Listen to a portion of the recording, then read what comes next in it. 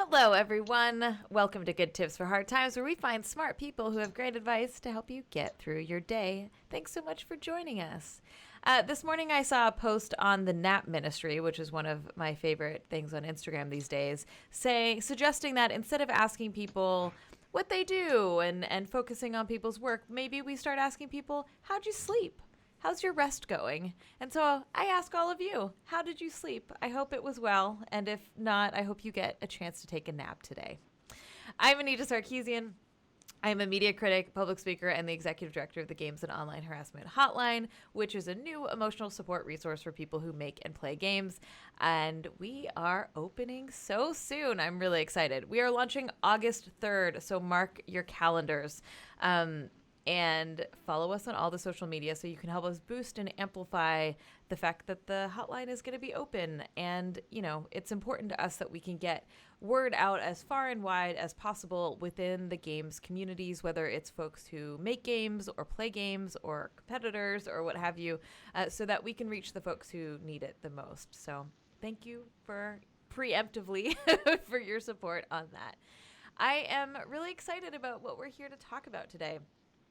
We are diving into games today. I think that sometimes we focus a lot on mental health and those sorts of issues on this channel, which I think is great and the whole point. But sometimes it's fun to just talk about playing some games and figuring out how to do that in these weird times. So I am thrilled to have Dave Human on today, who is a game designer in the video games and TTRPG spheres, which stands for Tabletop RPG. I'm guessing you already know that.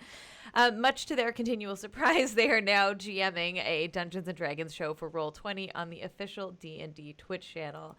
Hi, Dave. Hello. Thanks so much for being on today. Thank you for having me. Yeah. So, where do we get started? I guess I want to. Okay, let's start here. I'm figuring it out. I want to get your general sense of what it's been like of this moment in tabletop, right? What does this look like as someone who is in this space, who is a DM or GM, and you know, how are you feeling? Oh, Well, it's such a transition, right? Like the isolation. Tabletop is such a communal experience, right? Such a shared in-person experience. yeah, absolutely. I've been doing things both online and offline with different friend groups before everything changed. Gosh, I always feel like I'm quoting Avatar when I say that, but yeah, there's been a lot of people, including some of the groups I was part of, who were worried that they'd have to kind of stop meeting up. And really, it's such a shame to lose what little opportunities we have for socializing. But thankfully, sounding like marketing now, there is a solution. You can still play with your friends online, thankfully. Nice. Yeah. I didn't mean to wear this shirt today. This is actually for the band internet. It's not just a shirt that randomly says internet, but I'm like, the solution is the internet. It's great. Yeah, here we go. I'm unintentionally on brand. Okay, so yeah, and I think it's important to acknowledge a little bit here that for some folks, these times of playing tabletop games and these moments of getting together, sometimes the only times they're social, are ways that folks who have a lot of anxiety or social anxiety might be able to come together in a more sort of structured environment. And so, you know, I do worry about the taking that away of people. And I think that we are all dealing with isolation in complicated and difficult ways as well. And so I'm excited to connect with you and hear about, like, what are the ways that people are bringing this online, and what tips do you have for people to implement that in their own spaces, whether they're new to it and want to try it for the first time or are sort of old school? Sure. Yeah. You don't have to answer all of those right away. No, that's totally fine. That's totally fine. We're all good. Just the point you made at the beginning, actually, about it being a social endeavor that is so highly structured does make it a lot easier. In fact, that was one of my reasons for starting to play, a mix of escapism and an easier way in. Everybody's got the shared goal. Everybody knows what's expected of them and the kinds of interactions you'll be having through TTRPGs specifically, because we're all playing by the same system. Yeah, absolutely. So there was a couple questions in chat. I just want to get started. Can you clarify what we mean by tabletop and what we mean by TTRPG specifically? Yeah, so generally the acronym differentiates. The TT is to differentiate you from generally video game RPGs, because that's what people tend to think of when you hear RPG. So the TT is for the tabletop, which denotes, I guess, a different type of gaming. Role-playing games like Dungeons and Dragons are quite similar sometimes in content and genre, but have more of an onus on that you can do anything. You create characters, but since you're interfacing rather than with a preset adventure that a video game would give you, you have somebody generally who's running as like a dungeon master, and they can take everything that you say that you want to do and all the crazy ideas that you have that you might not be able to do in other forms of media, and they can work it out. And together you'll see whether it happens, generally by rolling some dice. That's the table part. You're all sitting around the table talking about, the elves and the dwarves and stuff that you are, rather than a scripted experience, I guess, from a normal RPG. Sure.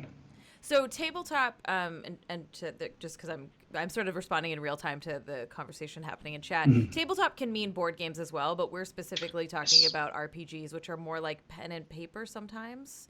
Or does pen and paper fit under the RPG role? Like Dungeons and Dragons is definitely an example of what we're talking about, but there are more systems than just Dungeons and Dragons, of course. Yeah, absolutely. Yeah. They're typically lumped together, really. The pen and paper role-playing games are synonymous generally with TTRPGs. It's just you need an acronym at some point, apparently. We love our acronyms, create that like in-group special feeling. Well, so what does it mean to take an RPG off, to take it online from an in-person situation? So like, can you talk about maybe if there are any differences to taking, starting online completely, like if you wanted to just start one today or start a group up today online, or like have you had experience taking offline games into the digital space that are pre-existing? Yeah, absolutely. I've had that experience both ways, and it can be very different, and it can just feel like learning a new tool set. Some people that I used to play with in person have adapted very well, and in fact are enjoying certain aspects that are kind of easier on a virtual tabletop, which is kind of what we call the programs or the apps like Roll20, because they are simulating that same experience taking it online. But yeah, it really differs depending on the group dynamics and the people there. I've tended to find people who are more invested, I guess, in the game and the characters and stuff, are more willing to learn a new way to keep doing the thing that they're so passionate about doing. And that's great. And there are also people who are there at a tabletop table with their friends just to kind of be with their friends and eat snacks and chat about stuff. And there's nothing wrong with that. It's, as you say before, it's a great framework for getting that done and having something to do while you're sitting around rather than going out somewhere if you can't necessarily. And those people I have found are less likely to want to transition to an online thing because it's a lot of effort to carry on a thing that they could just do through, Skype calls or Discord or whatever. Yeah, it really depends on the dynamic and how invested somebody is. How they'll on board onto that. That makes sense. I had mentioned to you that I was a part of a D&D group when I lived in San Francisco, and when I moved to Los Angeles, I did one session virtually because there was another person who had the same experience. They were in the group in person and moved away, and he continued doing it digitally, and I was like, well, I can do that too, and I hated it. Like I left the group. I was like, I can't do this anymore because I had such a hard time sitting in front of my computer. I realized that like your description actually really fit me. I enjoyed the activity with my friends. I wasn't even though I loved the world, I wasn't as invested to make myself want to sit here for that long. Oh, sorry, please. No, I was just going to say the other side of that, I guess, is how experienced people are with the sitting in front of your screen as an activity, right? If you play a lot of PC games, then you're less liable to experience the strangeness of talking to a group of people sometimes. Sure. Yeah. And over camera. And I'm much more of a console player because I don't want to feel like I'm working. I feel like when I'm in front of a computer, I feel like I'm working, and it's hard to, I think in this moment right now, that's really challenging because almost all my social interactions are in front of a computer screen of some sort. Like sometimes I'll try to like have a chat over like my phone or an iPad so that it just feels a little bit different. Absolutely. Yeah. Like weirdly enough, I was speaking to my counselor the other day about the exact same thing, differentiating when I'm playing games on the PC isn't really actually shutting off because you always have like a tab open for your emails or whatever. So it's not actually differentiated as much as I'd assumed it was before. And like you, I've started playing more console games because that really is a total swap over. Yeah. So absolutely. Yeah, I get that. Absolutely. Okay. So let's break down a little bit. Like, okay. I just complained about doing this digitally, but I don't want other people to feel dissuaded from trying this or moving in this direction. And so, like, how do you start? How do you start a campaign on the internet digitally with friends? Yeah. So if you already have the group and you're not worried about that whole thing of trying to find a group online, which is, let's say, just difficult. It is difficult. People have tried really hard to make different ways to find people that you gel with, but that is so much harder without the. I just pictured. I want part. someone to write this. I want someone to write this little vignette spoof of. I just pictured like a dating app for like pairing tabletop folks. They have done that. Those exist. Oh, that's great! I love real. it. I mean, I'm here for that. That's awesome. Anyways, please continue. No, totally. So yeah, you've got the group. You probably decided what system you like as well, or you could have that conversation. We've talked about Dungeons and Dragons. There are so many other fantastic systems out there as well. Since I'm not doing like marketing for them right now, I can say that you can't do everything with Dungeons and Dragons. So sometimes, you have to have that discussion about what other things are there and what helps you tell the type of story that the group's interested in. Once you've kind of done that, then the first step really is looking at what kind of programs there are, what kind of options there are for you to start that campaign. I mentioned virtual tabletops before. Those tend to be the ways that people will run things online because you can still have the visuals of a map and characters and so on. You can kind of move around and control still, but you're just doing it with your mouse instead of your hand.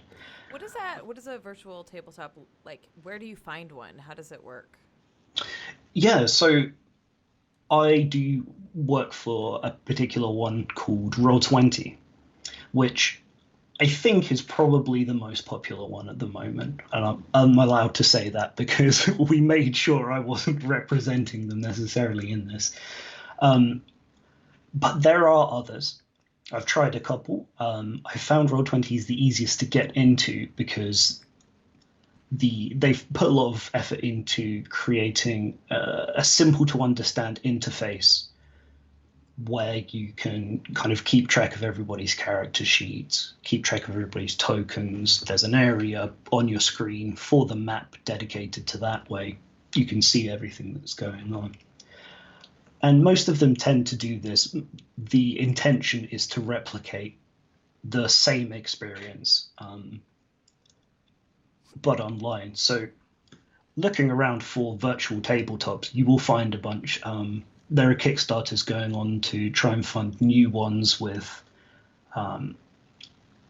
specific like visions of ways to play and stuff all the time.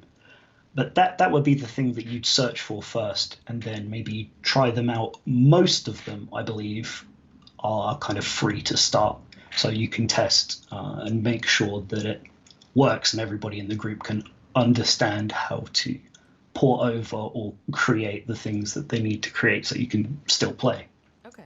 So you find your people, you choose your system, you find a virtual tabletop. Yeah. Then what?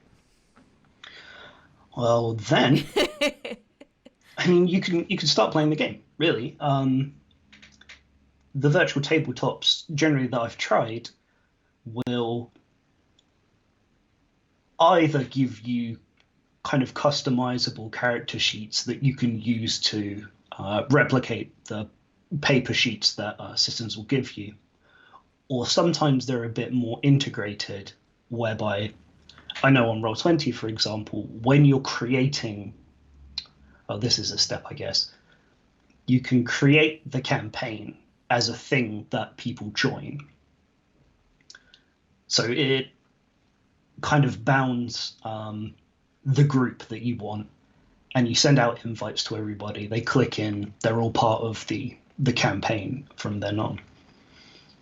And then, as I say, I know Roll20 has, you would choose as you're creating the campaign which system you're playing. They have a lot of the more popular ones, and I think other virtual tabletops do this too, where they'll have a preset character sheet they've built for their tabletop, which means you don't have to fiddle about with it. You can just, form fill in the bits that you need to fill in. Like where it asks you for your strength score, there'll already be a little box there and a little text field that you can type. And sometimes even it will have integration like clicking on a specific thing will work out your attack roll or your damage. It will take care of all the numbers behind the scenes as long as you inputted the right bits when you're starting it. I've always, those sheets, I'm always like, why are these numbers like this? And what is this math? And I always like get confused. So it's nice that it could be automated a little bit. Yeah. Yeah. And it's generally set up so your GM can see everybody's sheets. So there does tend to be an onus on the GM, in the same way that there would be at a table, to be the person who knows the system and knows how to get everything working for everybody. And the same goes with the added layer of knowing the functionality of the app. Same with everything. When you start playing a new game or you start using a new social media or whatever, you've got to work out almost the syntax of it, like how to make it do the things you want it to do. If the system that you're using has like characters or actually has a board, like, because I know that not every system is going to have a board. Some of it is more verbal, but some of it does have little characters and like you're moving around and you're, I'm showing just how much I don't know the lexicon here, but is that so if you do have that, is virtually, is that the responsibility of the GM to move the characters around? Does everyone have access to being able to navigate that? Generally, they are quite good at letting people have access to their own character stuff and being able to move them. To get into the lexicon of it a little bit, you would normally pair up a character sheet with like a token, and the token will represent the character. As you move it, it will know kind of what their hit points are, and you can change that by clicking on the token and so on. But yeah, you can have access to your own stuff, be able to move it around as much as you can, and the GM can kind of set specifics. Even on some tabletops, you can do stuff like draw out a wall, and the player's tokens can't move through it to simulate the fact that, you know, if it was on a table, maybe you've put some scenery down or anything like that. Yeah. So it's so funny because when I started playing a little bit tabletop RPGs, I was like, oh, this is like video games before there were video games.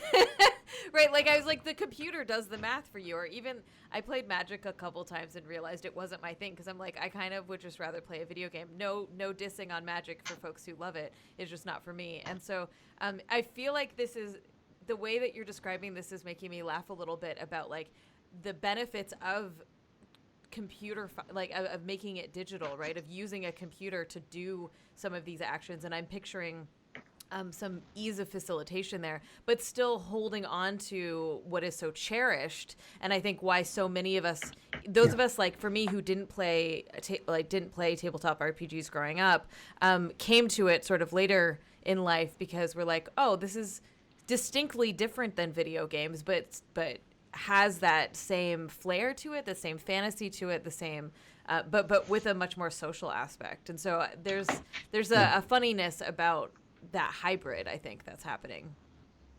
Yeah, totally. It almost is, as you say, in some ways, a bit of a regression.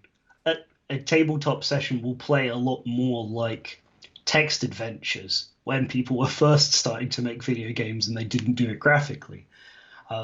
Yeah, it's great that it can help you with those bits and automate the bits that you can get automated, but still leave you so open for the experience that's different for tabletop role-playing games of you can just do whatever.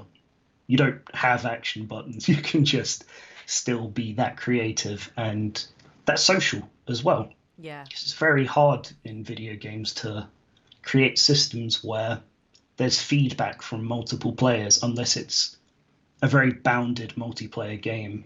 There's not many role-playing games really that will focus on interaction between different players. They're normally single-player experiences, really, aren't they?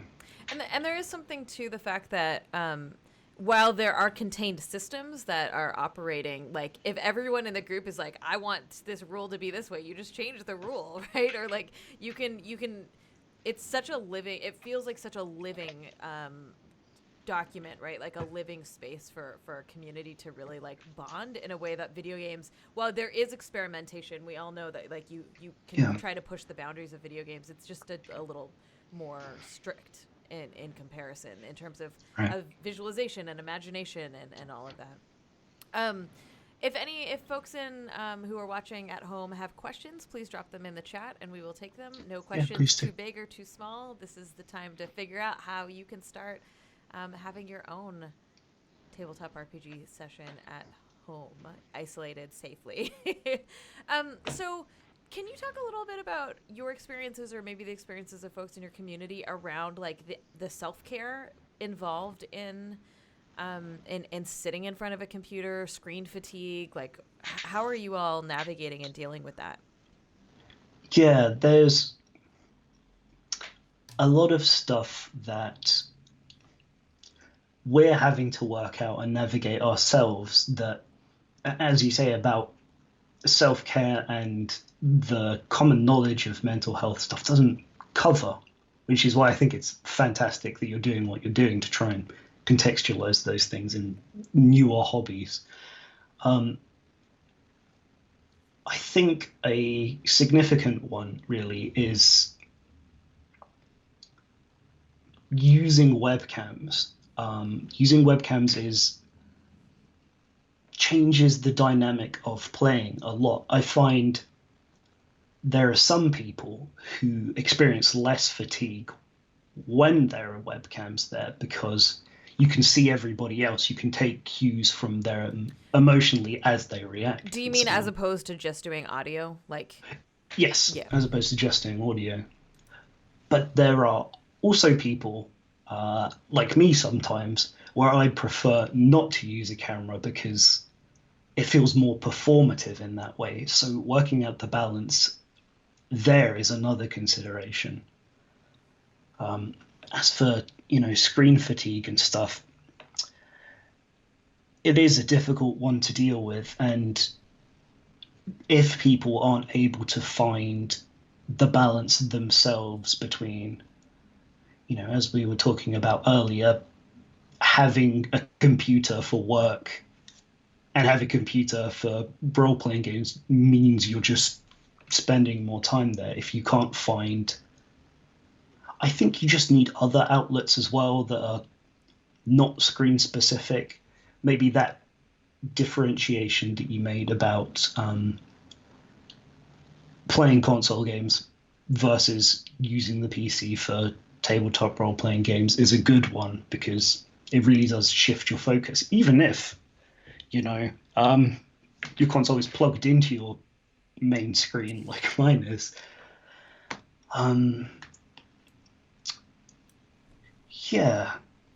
I said a lot of things. I've forgotten where I started. Really. No, that's okay. That's okay. So are you finding that a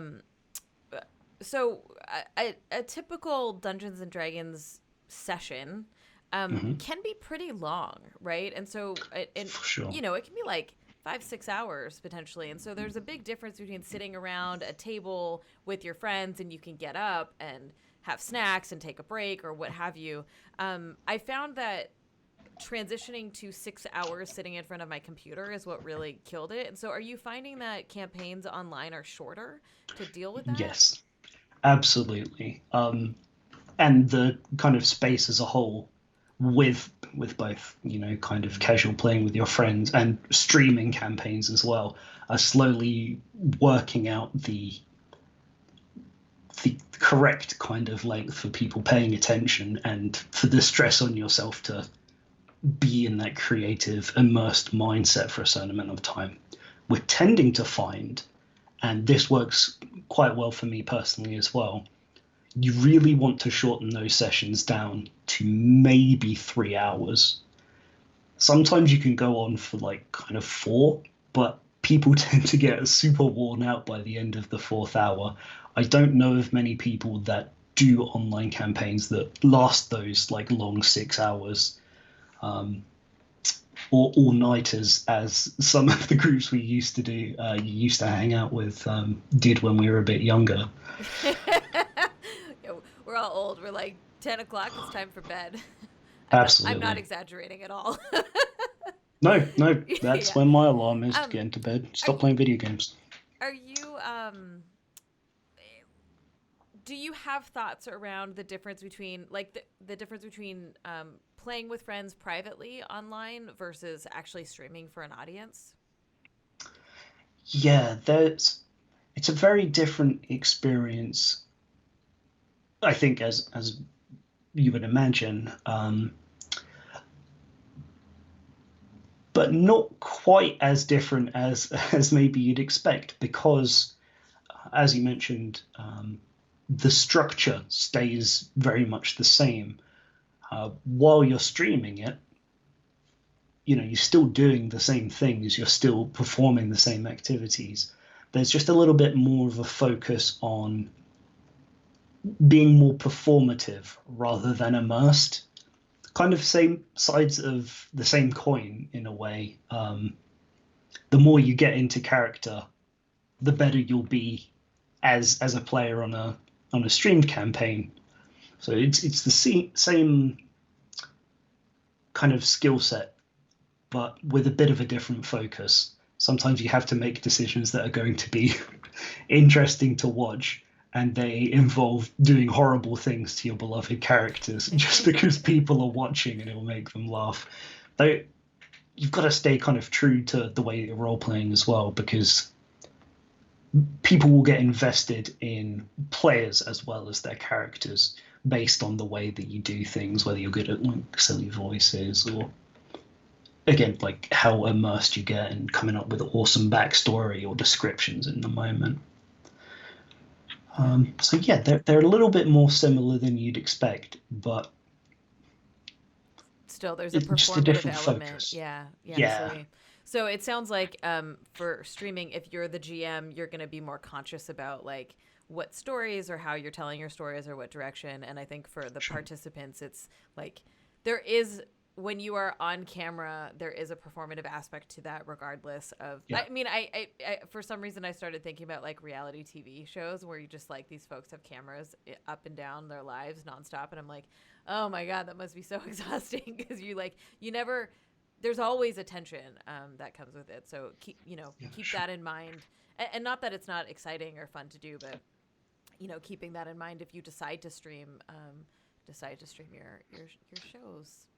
Yeah, Um, what I would, oh, sorry. no, please.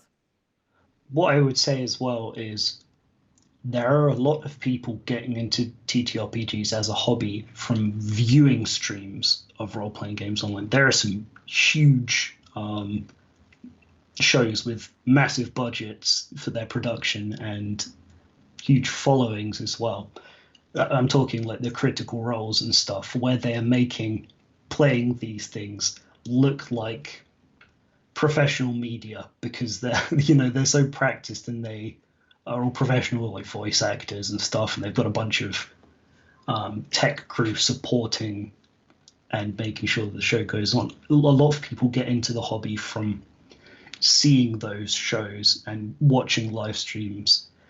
I just really want to caution your games don't have to be like that, and they won't be like that.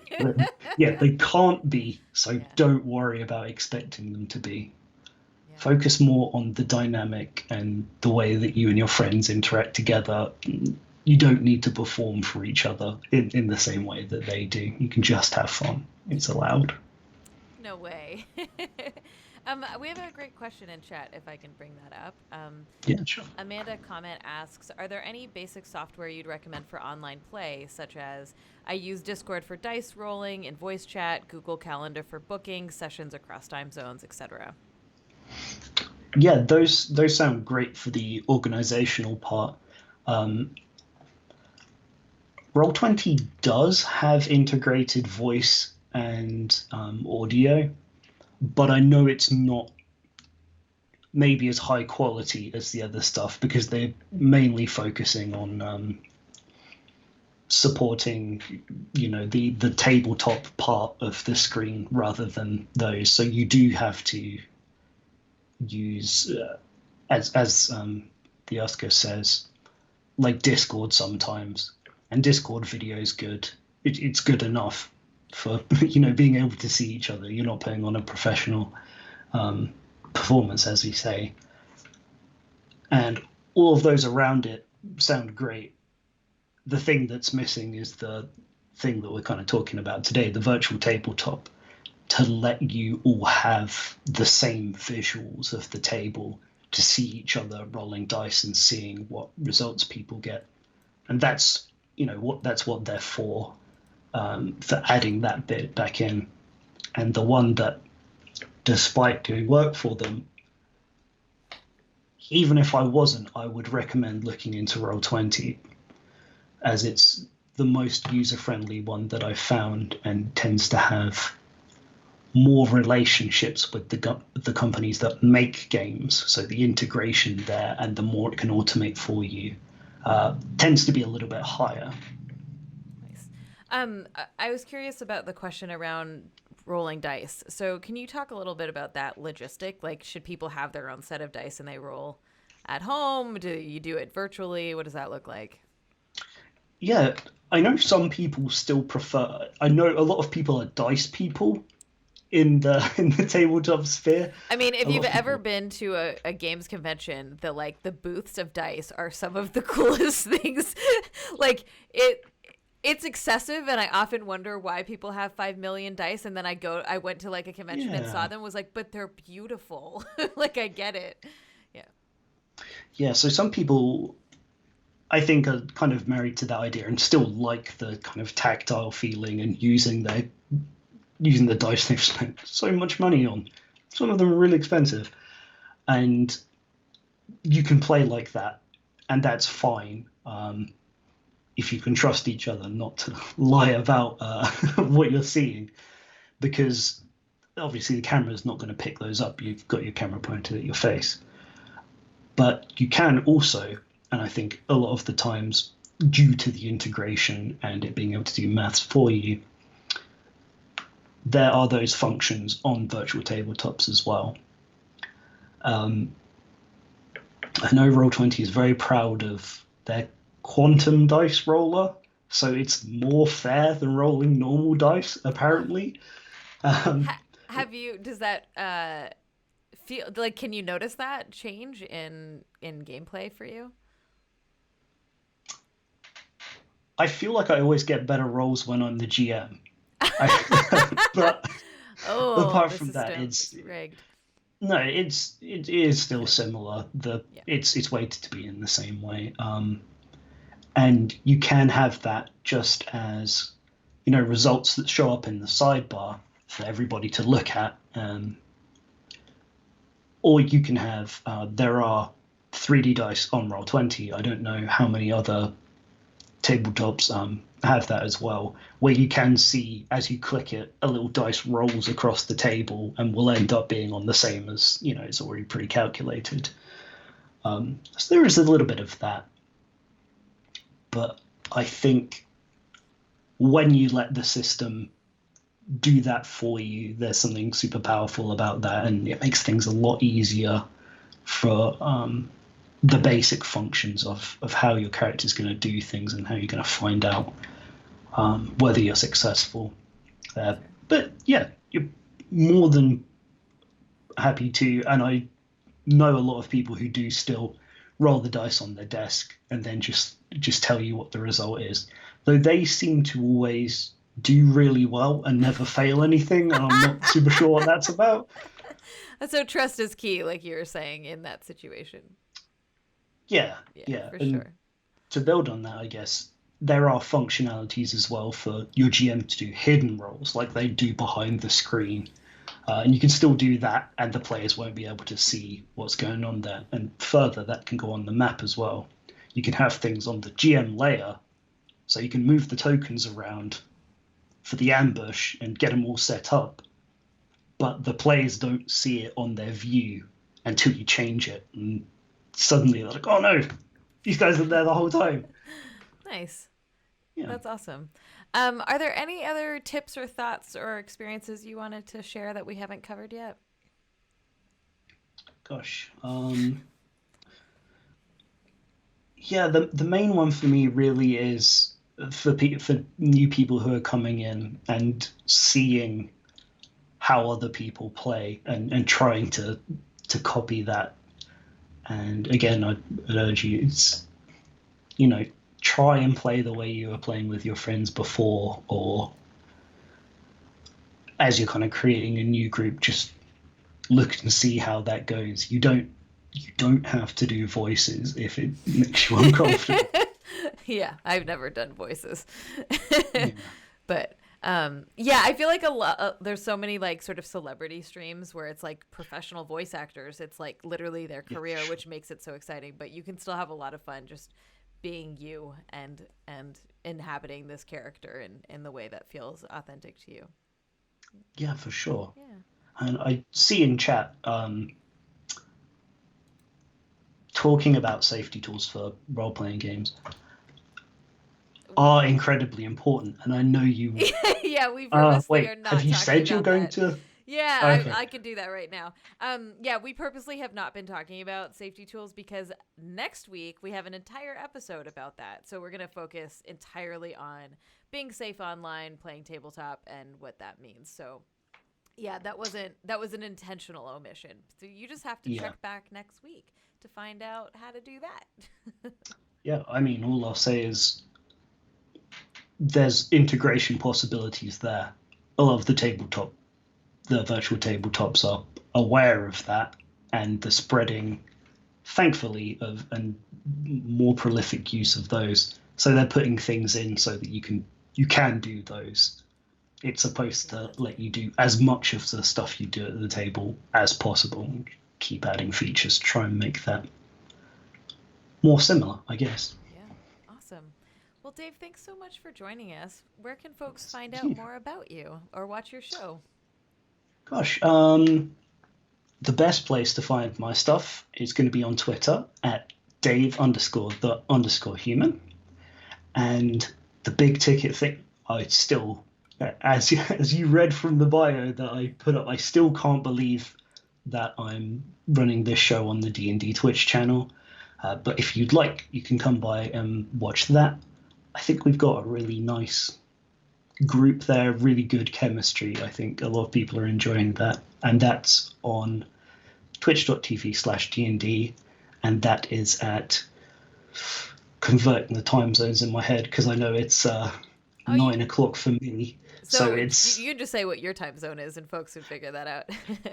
yeah, it starts at 9 o'clock British summertime, so like 1 Pacific, 1 p.m. Pacific, or whatever, wherever you Whatever are. that is. Like Who that knows? works out. That's why we have computers to do the math.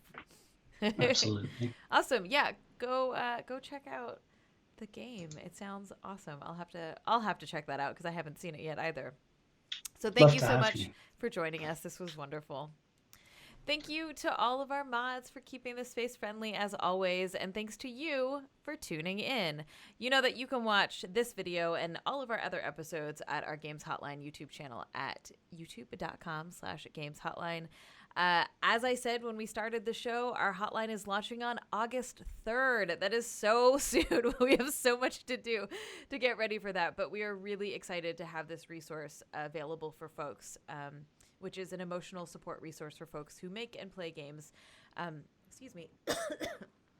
And if you want to help us keep it free, you can go to gameshotline.org/donate and drop in a few bucks, and we would appreciate that. We'd also love it if you shouted the hotline out starting August 3rd to everyone in your community so that the more people who need the resource can find it and know that it exists. As we said earlier, join me next week when we talk to Kiana Shaw and Lauren Bryant Monk about safety tools for tabletop role-playing games that can help game masters, players, and audience members with clearer signaling around boundaries, safety, and comfort. So this week you learned all about how to play the games, and next week we're going to learn how to do it safely. So thank you again for joining us, and we'll see you next week.